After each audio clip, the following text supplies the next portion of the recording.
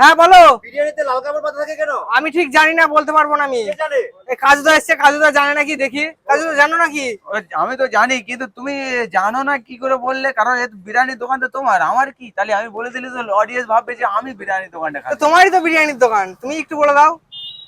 এটা কিন্তু খুব খারাপ। বলো বলো দেখি। আচ্ছা ঠিক আছে, আমি বলে দিচ্ছি, রিকোয়েস্ট করলে আমার বন্ধু, তার জন্য আমি মানে খুব আছি। এই বিরিয়ানির হাঁড়িতে কাপড়টা বাঁধা আছে।